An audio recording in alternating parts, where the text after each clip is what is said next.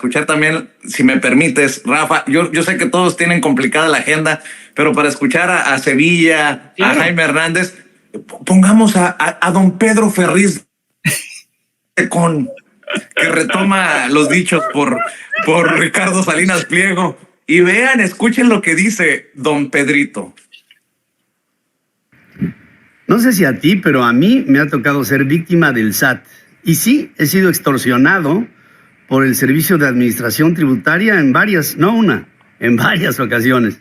Y me ha tocado incluso hasta tener que llevar a cabo juicios en los que he tenido que demandar al presidente de la República, al secretario de Hacienda y al director general del SAT. Y afortunadamente les he ganado. Yo no sé cuál sea la situación fiscal de Ricardo Salinas Pliego. Lo que sí sé es que lo que está denunciando es real. Él está denunciando que en el SAT te extorsionan y te dicen, mira, debes tanto, pero te voy a quitar tanto, pero me das tanto. Y dice Ricardo Salinas, a esa extorsión yo no le entro. Y por otra parte, también asegura, no solamente no está dando a conocer cifras de lo que invierte el presidente en algunos rubros, como por ejemplo los 500,000 millones de pesos que le ha dado a los viejitos, medio billón de pesos, medio millón de millones de pesos, en prerrogativas que no han tenido ninguna explicación. Y dice Ricardo, si se roban nada más el 10%, implicaría que se estarían robando 50,000 millones. ¿Y por qué este tipo de cifras no se dan a conocer? Miren, viendo de lo micro a lo macro, lo que sí es fundamental es que nosotros como contribuyentes tenemos que pagar impuestos. Los justos tienen que ser justos, equitativos y simplificados. Esas son las reglas del pago de impuestos. Pero el gobierno debe de responder al ciudadano sobre cómo se gasta el dinero que nosotros le damos al gobierno para mantener a un país. Y ahí sí hay opacidad. Dice Ricardo Salinas, y es el único en lo que no voy de acuerdo con él, dice, yo sé que López Obrador es honesto, por estar rodeado de gente deshonesta, de rateros. Yo ahí sí, Ricardo, no voy de acuerdo contigo. El presidente no es honesto y sí voy de acuerdo con que está rodeado de puro ratero. En su círculo de poder, en el que está incluida su familia. Bueno, así las cosas. Este mundo en México ¿Cómo ves? Se explica. ¿Cómo ves, mi querido Ricardo Sevilla? Déjame pedirte que nos ilumines también con tu opinión. Están los datos duros ahí, los datos contundentes. Este análisis que estaba haciendo hace un momento Jaime Hernández y Rafael Barajas el Fisgón me parece muy puntual.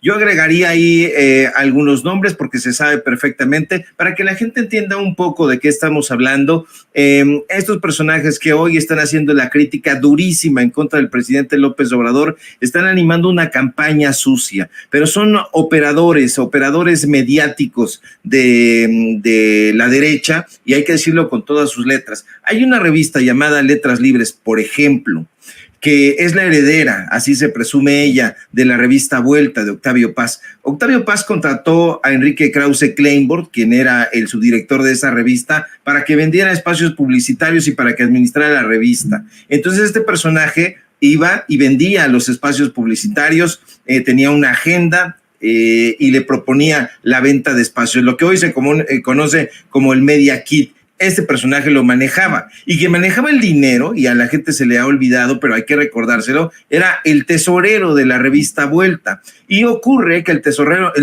de la revista Vuelta es un personaje que a lo mejor usted conoce, se llama Santiago Krill. Ese señor Santiago Krill era el tesorero de la revista Vuelta, y entonces todo esto en la política, en lo intelectual, en lo artístico, estaba operando a favor de ellos. Estos personajes se repartían el pastel, como se dice popularmente. Llegó una época en que los propios políticos ya no estaban de acuerdo en los precios millonarios que estos personajes estaban manejando en sus media kits. Entonces, ¿qué hacían las revistas como Vuelta hacia finales de su existencia y posteriormente Letras Libres y con ellos Nexos? era recorrer las delegaciones, hoy alcaldías, los municipios, los estados, proponiendo estos precios leoninos, estos media kits.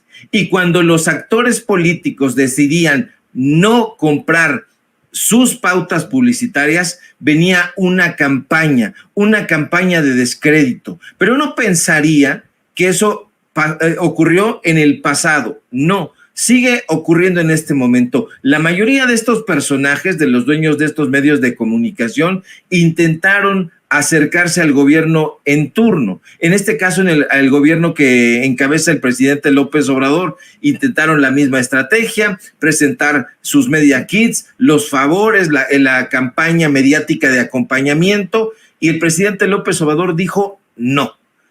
Hay, desde luego, pautas publicitarias, pero ya no son millonarias, ya no son leoninas como en algún momento sucedió. Entonces, ¿qué está haciendo esta gente? Están en una campaña mediática tratando de que Presidencia de la República dé la orden a Jesús Ramírez Cuevas y diga que se compren ya para que estos personajes dejen de golpearnos. En algún momento ocurrió, era de esa manera, y entonces existían en los medios de comunicación los famosos debes.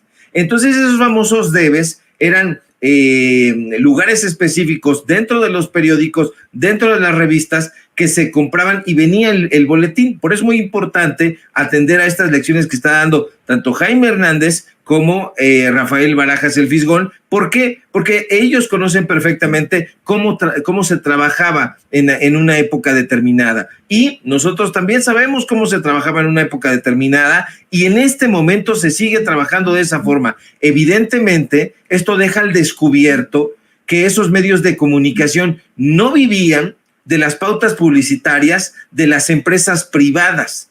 Estos medios de comunicación vivían y continúan viviendo de las pautas publicitarias que les compran en los estados, en su momento en la federación, en las secretarías, y estos personajes van recorriendo. No es gratuito que hoy, en este momento, si nosotros hacemos un recorrido a los diferentes estados, vamos a encontrar que hay pautas publicitarias a favor de estos personajes y sus empresas en Chihuahua, por ejemplo, en Querétaro, en Aguascalientes, en Jalisco, en fin, en los estados que están gobernados por la oposición. En Guanajuato también. Si tú te asomas al gobierno de Zinue Rodríguez Vallejo, vas a encontrar pautas millonarias, y así nos podemos ir a los municipios. Incluso han logrado extorsionar y penetrar entre regidores, y eso no es algo que nosotros nos estemos inventando, es algo que está ahí. Todos estos contratos que nosotros mostramos en un momento determinado es justamente información que nos están haciendo llegar estos mismos actores políticos, estos mismos presidentes municipales, y nos dicen: oye, Sevilla, ¿sabes qué? Estos personajes llegaron aquí y trataron de que nosotros compráramos estas media kits. Les enseñamos, les hemos mostrado diferentes media kits, y vean usted la cantidad que estos personajes están pidiendo. Un documental, 1,200,000 pesos cuando va por lo bajo, 1,800,000 pesos cuando va por lo alto. ¿Quién lo cobra? Clio. Hace videos, 40 minutos. Eso es lo que está diciendo, pero evidentemente Carlos Loret de Mola no va a hacer una investigación dando a conocer todos los contratos millonarios que estos personajes, a través de sus empresas, están llevándose al bolsillo, a la cartera que está abultada. Entonces, es muy importante, y coincido ya para cerrar, mi querido Vicente, que estos medios de comunicación están en una campaña de sobrevivencia. Ya no es solamente una campaña bélica, y se están jugando el todo por el todo, y eso significa su propia existencia. Si estos personajes no ganan esta batalla, y no la van a ganar, el siguiente sexenio están arriesgando su existencia. Por eso están no solamente desesperados, sino en una lucha sin cuartel. La credibilidad ya no les importa. únicamente les importa sobrevivir y van a sobrevivir o intentar hacerlo a fuerza de lo que sea, a fuerza de veladoras, a fuerza de diatribas, a fuerza de mentadas de madres, a fuerza de extorsiones, a fuerza de lo que sea. Y hablando de falta